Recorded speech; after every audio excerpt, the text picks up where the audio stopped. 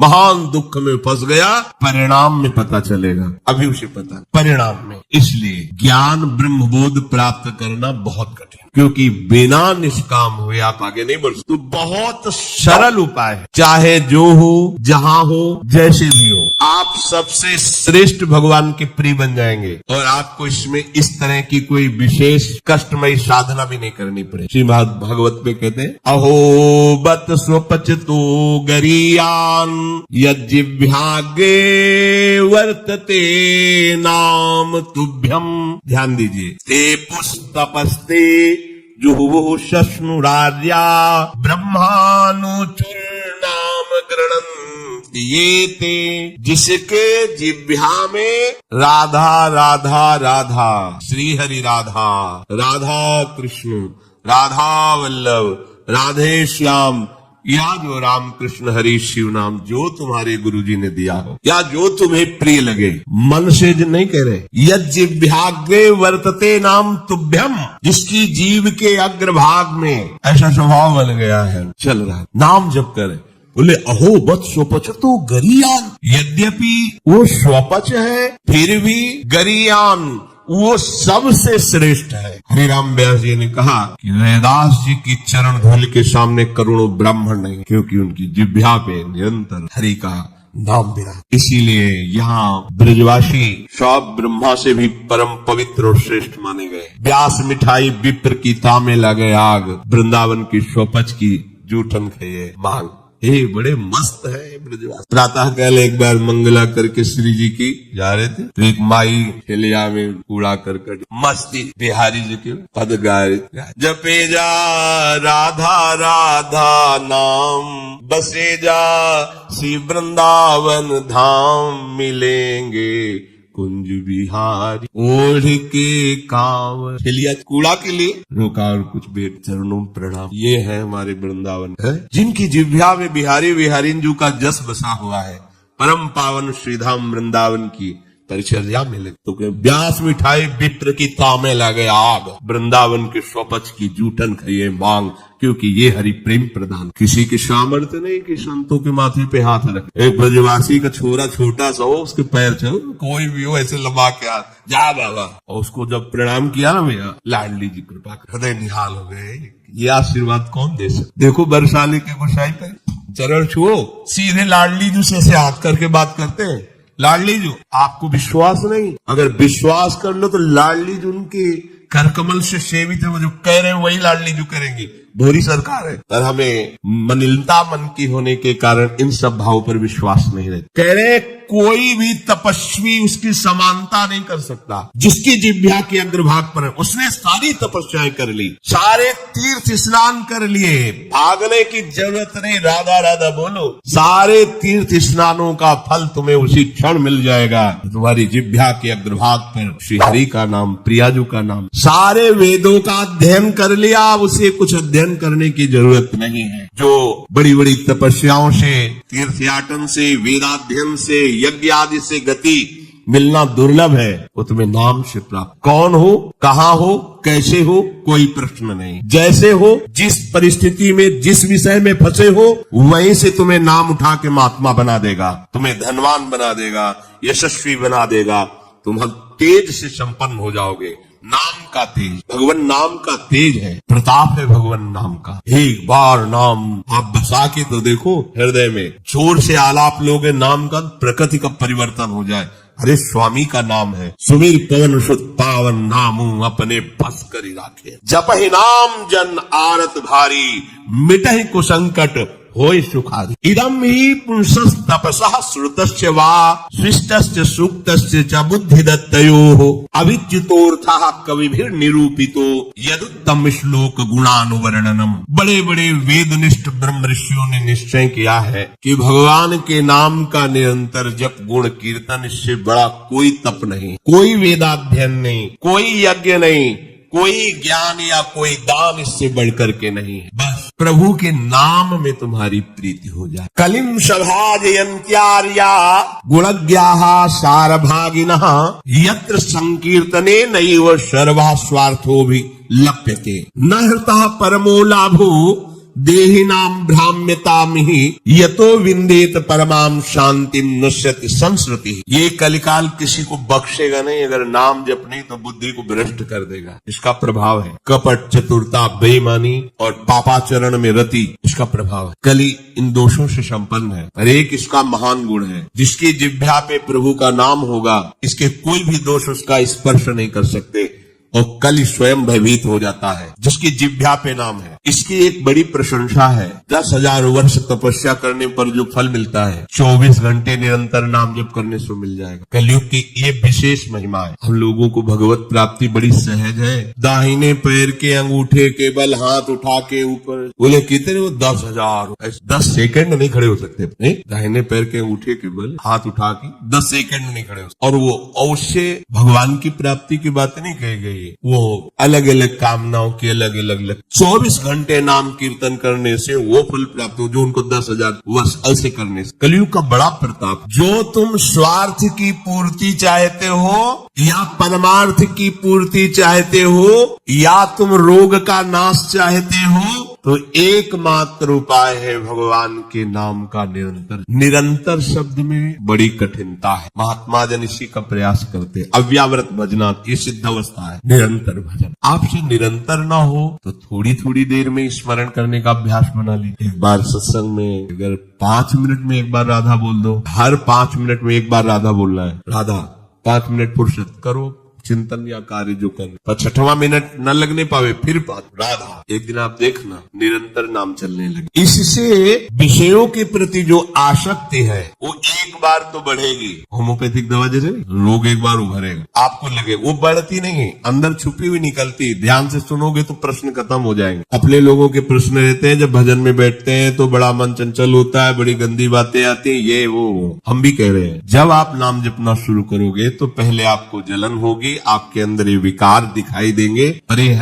आते नहीं है, ये जाते हैं। धीरे धीरे इनका शमन हो जाए। और जब कभी आपको ऐसा लगे कि अब नाम जपने में हमारा एकाग्र मन नहीं हो रहा, तो बहुत सुंदर उपाय है, ताली बजाकर नाम कीर्तन। अपने को विजय प्राप्त करना है मन पर, और विषय भोगाभ्यास। और ये ऐसा नहीं कि ये नाचना गाना ये सब, ऐसा नहीं, से भगवान की प्राप्ति हो जाए। जितने बड़े बड़े महान भक्त हुए सब नृत्य करते थे। मीरा जी रात रात भर नृत्य करती गिरधर के साथ। नरसिंह मेहता की करताल, 4 भक्त साथ है, करताल लेकर नाच गोविंद रीझ जाते। जहाँ कहीं 4 भक्त मिलकर कीर्तन करते होते हैं, नृत्य करते होते हैं, उन्हीं के बीच में गोविंद भी नाचते होते। हमारी अभी दृष्टि मायाकृति, इसलिए हम देख नहीं पा रहे। प्रहलादस तालधारी तरल गतितया चोद्धवा कांस्यधारी वीणाधारी सुरसिंह स्वर कुशलतया राग करता अर्जुनो भूत इंद्रो वादीन मृदंगम जय जय सुकराहा कीर्तने ते कुमारा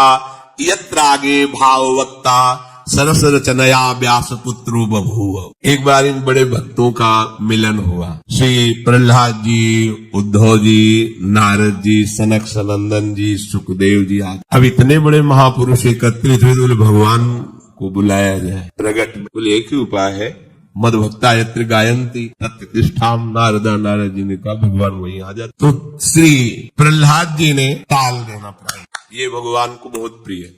अगर आपको कोई संगीत नहीं आता तो भगवान का प्रिय संगीत है ये। राधा राधा राधा राधा राधा। ना किसी की जरूरत है और ना किसी के सहयोग की। ले भाई ढोलक हारमोनिया अगर नहीं बजा लेते, कोई राग ले, हम कह रहे कोई राग ले, राधा राधा राधा राधा ताल की, ये हमारा ताल बज रहा है। ये बहुत बहुत ही काम की बात है। आप मान लीजिए, आपको मन लगाने के लिए बहुत बढ़िया उपाय, और भगवत प्रसन्नता का बहुत बढ़िया उपाय। जहां आपका मन न लगे, शुरू आप देखना मन लग जाएगा। उद्धव जी ने मंजीरा उठाया। अब मंजीरा सब कोई न बजा पाए तो ऐसे ही उसको राधा राधा राधा जय जय राधा वल्लभ से हरिवंश राधा वल्लभ से वो आ जाएगा बजाना। हम ये देख रहे हैं कि प्रभु समस्त कलाओं से युक्त है, और आप उनका गुणगान करो तो सीख जाएंगे। इतनी बड़ी बच्ची है, स्कूल ही नहीं गई, पूरी चतुरासी जी कंठस्थ सुधा निधि। आश्चर्य है, सुधा निधि के श्लोक बोलने में व्याकरण पढ़े हुए भी लड़खड़ा जाएंगे। ककहरा नहीं पढ़े, गई नहीं स्कूल। ये सर्वाश्चर्य में सकल विद्या विदित रहस्य श्री हरिवंश सहित।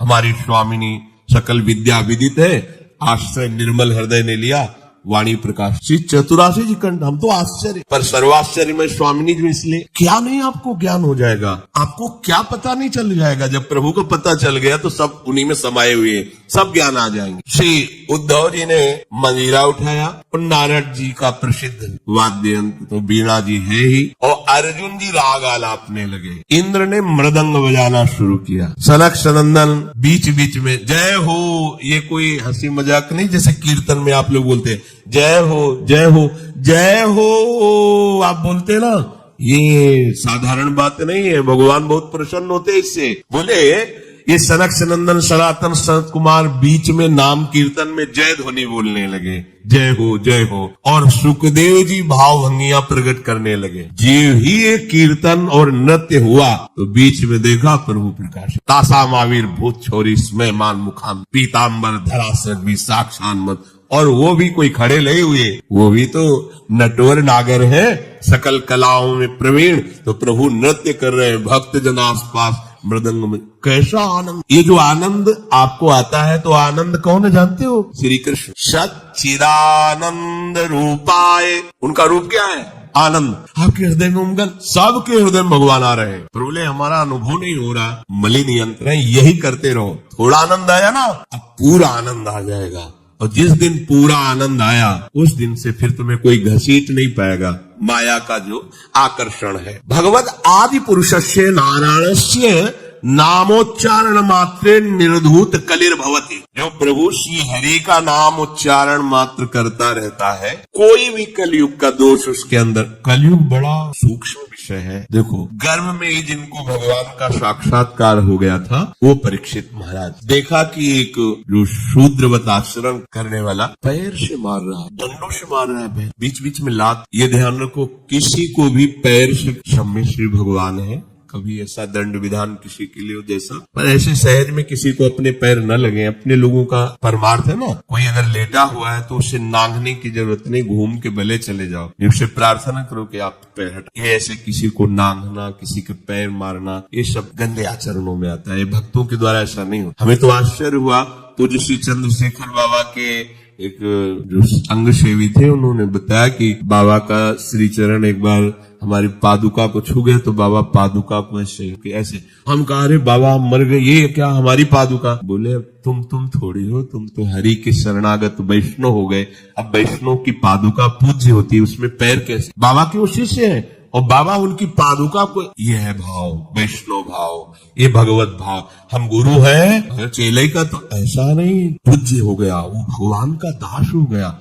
हम तो पोस्टमैन हैं, हमें जो मिला वो इधर दे दिया, लेकिन वो वही है, उसको उसी भाव से देखे कि भगवान का निज जन, भगवान का भक्त है। लात से मार रहा था, डंडों से मार रहा था, रुक जा, हमारे राज्य में कोई हमारे ऐसे धर्मयुक्त पशुओं को दंड दे और मेरा भय न हो, ऐसा कौन पैदा हो गया? नजदीक गए तो जब देखा कलयुग ने कि ये तो प्रचंड काल रूप है, भगवत भक्ति से संपन्न था, तुरंत उसने आग उतारी चरणों, महाराज रक्षा कीजिए, और मुझे भगवान ने ही सेवा दी, अब मेरा समय आ गया, अब मैं राज्य करूंगा। तेरा कलयुग, जी हाँ। देखो उसका परिचय कहाँ से हुआ?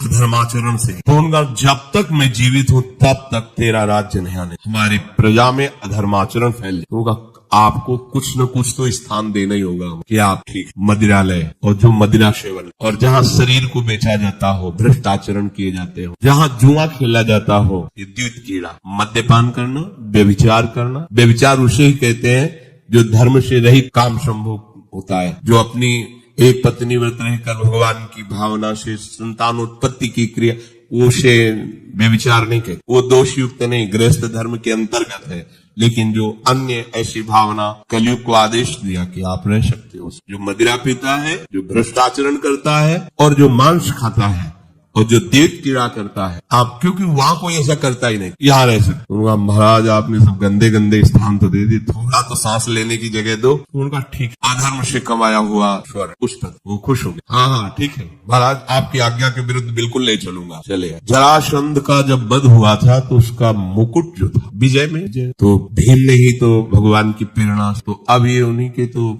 वंश में है ना। धरते ही शिकार की वृत्ति जागृत हुई, जंगल में गए, शिकार तो को मिला नहीं, प्यास से व्याकुल हो गए। एक महात्मा समाधि में बैठे हुए थे, उनके आश्रम में प्रवेश किया। महात्माओं के आश्रम में प्रवेश करने की मर्यादा होती, पाग, अस्त्र शस्त्र, अपना पद का भाव ये बाहरी रख, क्योंकि यहाँ सर्व लोक महेश्वर भगवान के चिंतन में लगे हुए हैं। और विश्वास रखिए कभी अमंगल नहीं हो सकता। तुम्हारे अंग रक्षक तुम्हारी रक्षा नहीं कर सकते जैसा भगवान नाम रक्षा करता है। तो भगवान नाम का वहाँ सुरक्षा कवच होता है जहाँ भगवत प्रेमी महात्मा होते हैं। इसलिए बहुत जगह शास्त्रों में पाया गया है। जैसे कर्ण ऋषि के आश्रम में दुष्यंत जी तो अंग रक्षकों को बाहर ही छोड़कर अपना राजमुकुट और चरण पादुका उतार करके बड़ी दैन्यता से, ऐसे कई जगह महात्माओं को, पर आज ही भूल गए। ऐसे आश्रम में प्रवेश किए, घोड़े से उतरे, कोई है, प्यास लगी है। तो ये मर्यादा है कि यदि राजा पधारे तो खड़े होकर उसका स्वागत, क्योंकि हम राजा के राज्य में रहकर भजन करते हैं। वो राजा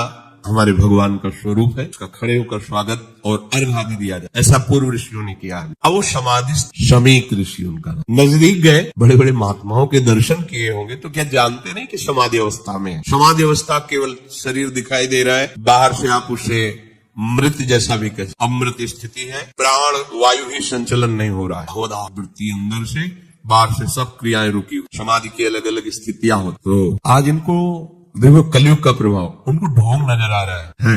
राजा आया, इसे क्या बात करना है, बस ये बात सोच करके तुम आंख मूंद के बैठ गए और बाहर निकले, देखा एक मरा हुआ सर्प पड़ा हुआ था, उसे उठाया उनके गले में। ये कलयुग का दोष। एक महात्मा पर पाखंड का आरोप, जब कलयुग चढ़ जाएगा तो तुम्हें सब ऐसे नजर आएगा, सब पाखंड, सब भ्रष्ट है, अरे सब नाटक, कलयुग का स्वभाव। और उनका अपमान करने की चेष्टा, ये अपमान है। अच्छा, उनको पता भी नहीं है कि कोई आया है, कोई ऐसी चेष्टा। चले गए। कुछ ब्रह्म ऋषि बालक कोई सेवा कार्य से आश्रम में प्रवेश किए तो देखा शमीक ऋषि के गले में मरा हुआ सर्प। यहाँ बाहर वनवासियों से पूछा कौन आया था, बोले चक्रवर्ती सम्राट महाराज परीक्षित। दूसरा कोई नहीं गया, नहीं।